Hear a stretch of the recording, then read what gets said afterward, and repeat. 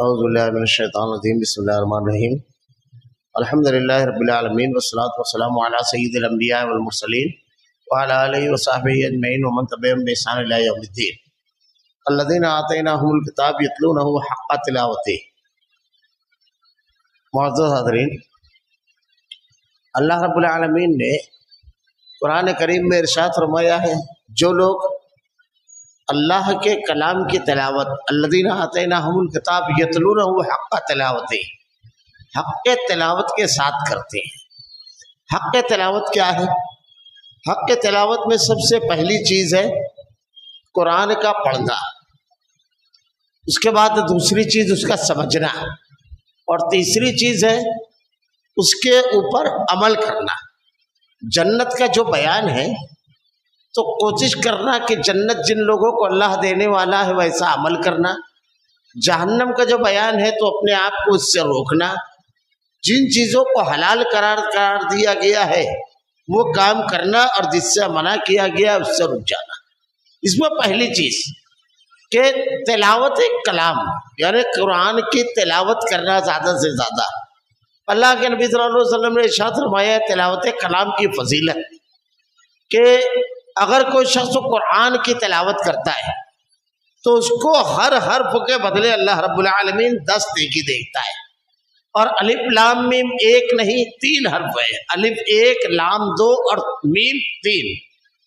اللہ تعالیٰ نے تلاوت کلام، قرآن کی تلاوت کی جو فضیلت اللہ رب العالمین نے اللہ کے نبی صلی اللہ علیہ وسلم کے ذریعے ہمیں بیان فرمائی۔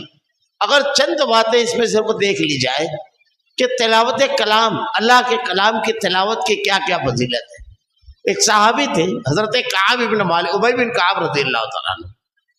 ایک مرتبہ اللہ کے نبی صلی اللہ علیہ وسلم نے ان سے کہا کہ ابی مجھ کو قرآن سناؤ۔ ابی بن کعب رضی اللہ تعالیٰ عنہ کہتے ہیں اللہ کے نبی، قرآن آپ پر نازل ہوا اور آپ مجھ سے کہہ رہے ہیں قرآن سناؤ۔ اللہ کے نبی نے ارشاد فرمایا اللہ نے مجھ کو حکم دیا ہے کہ تجھ سے قرآن سنو۔ ابی بن کعب رضی اللہ تعالیٰ عنہ کہتے ہیں کہ اللہ کے نبی، کیا اللہ تعالیٰ نے میرا نام لیا ہے؟ اللہ کے نبی صلی اللہ علیہ وسلم نے ارشاد فرمایا ہاں اللہ نے تیرا نام لیا ہے کہ ابی بن کعب سے قرآن سن۔ یہ تلاوت کلام کی فضیلت۔ ایک صحابی تھے حضرت اسید بن حضیر رضی اللہ تعالیٰ عنہ، ایک مرتبہ رات کے وقت تو بیٹھ کر کے بالکل دل جمعی کے ساتھ قرآن کی تلاوت، سورہ کہف کی تلاوت کر رہے تھے۔ اچانک انہوں نے دیکھا آسمان سے روشن قندیلیں اتری، ایک پورا جھنڈ۔ تو ان کے پاس ان کا بچہ سویا ہوا تھا اور گھوڑا بندھا ہوا تھا۔ انہوں نے تلاوت روک دی تو وہ قندیلیں، وہ روشنی پھر واپس چلی گئی۔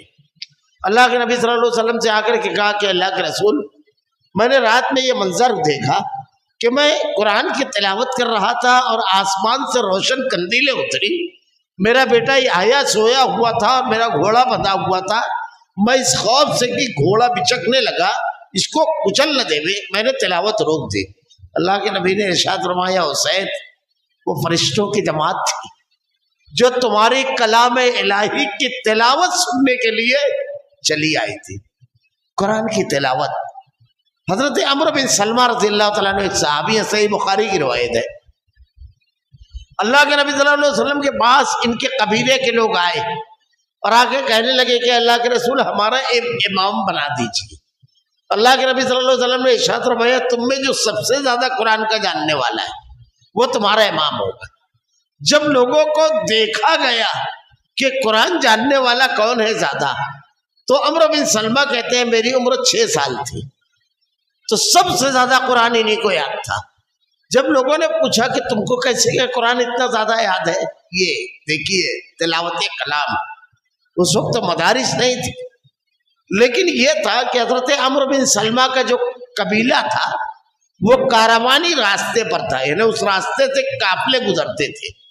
تو پہلے دور میں بھی جب اونٹ پر لوگ سوار ہوتے تو کچھ نہ کچھ گایا کرتے تھے، لیکن اسلام آنے کے بعد صحابہ کرام بلند آواز میں قرآن کی تلاوت، جیسے ڈرائیور لوگ کی عادت ہوتی ہے کچھ سننا یا کچھ گانا، تو بلند آواز میں قرآن کی تلاوت کرتے تھے، تو یہ پیچھے پیچھے پیچھے پیچھے چلتے رہتے تھے۔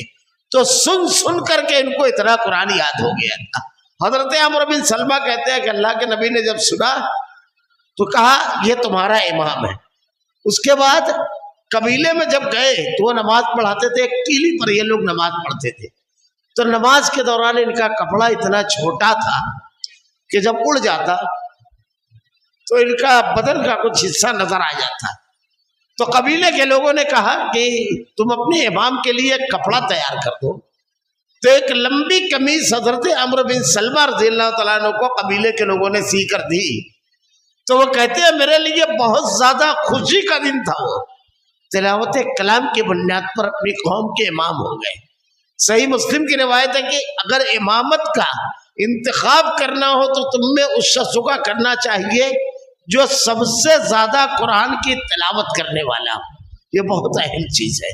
قرآن کی تلاوت بڑی فضیلت ہے اس کی. صحابہ کرام کا یہ مزاج تھا کہ وہ منزلیں طے کر کے رکعت کرتے تھے.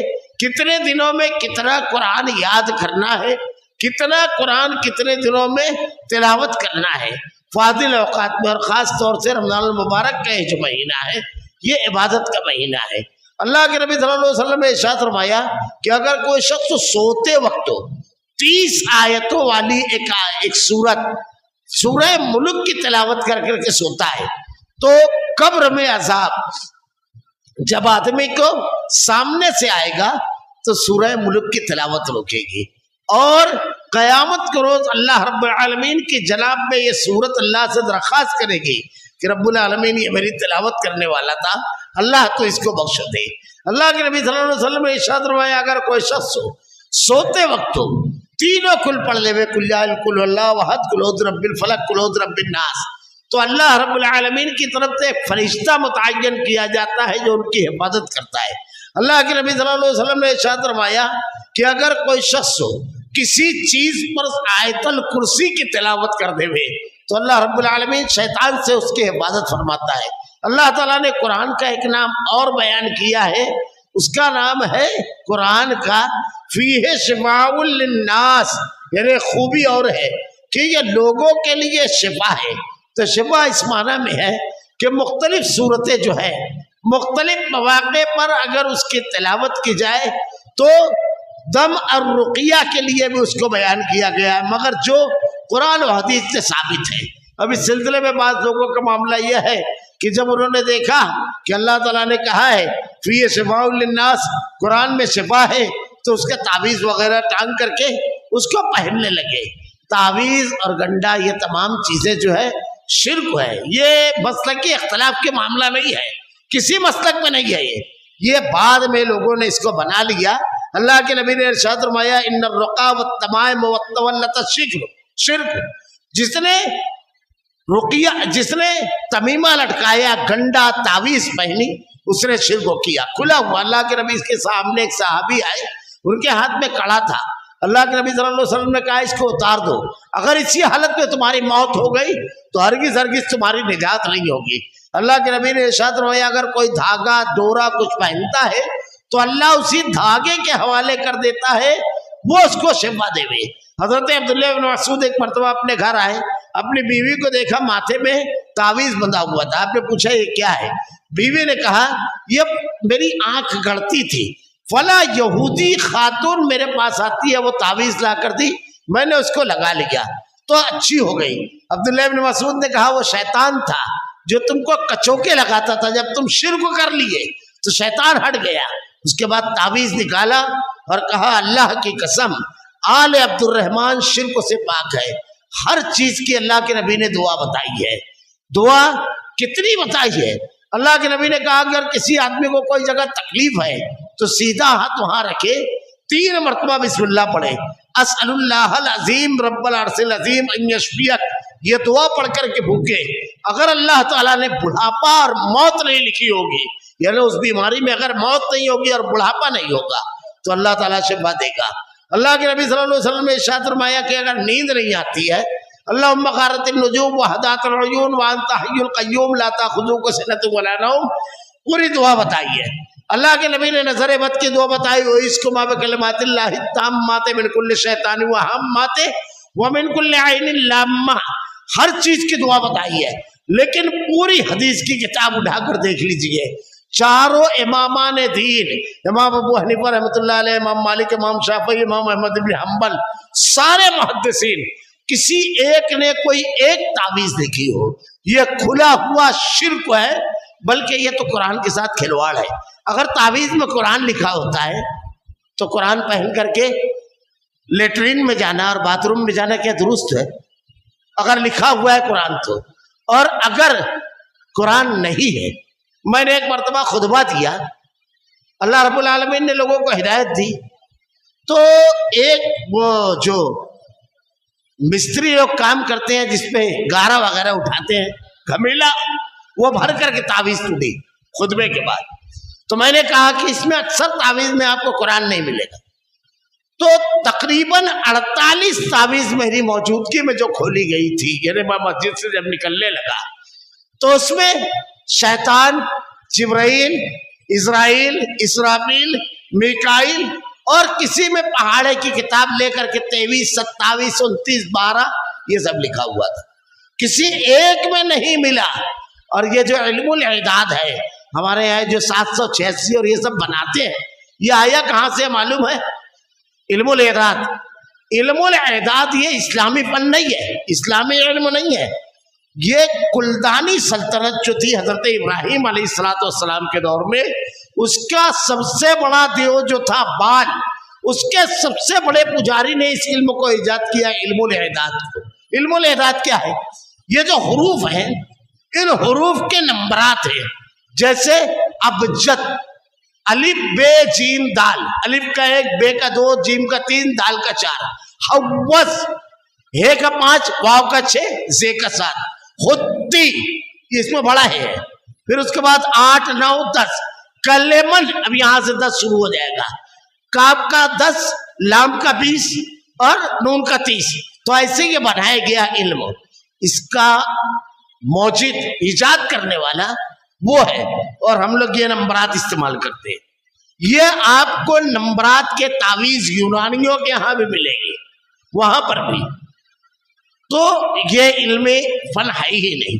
شفا اللہ تعالیٰ نے اگر قرآن کو کہا ہے تو حقیقت میں وہ اس معنی میں ہے قرآن شفا کہ ہماری جتنی بھی اخلاقی اور روحانی بیماریاں ہیں، جو ہماری اخلاقی اور روحانی بیماریاں ہیں، اس سے شفا ہے، ورنہ یہ نہیں ہے۔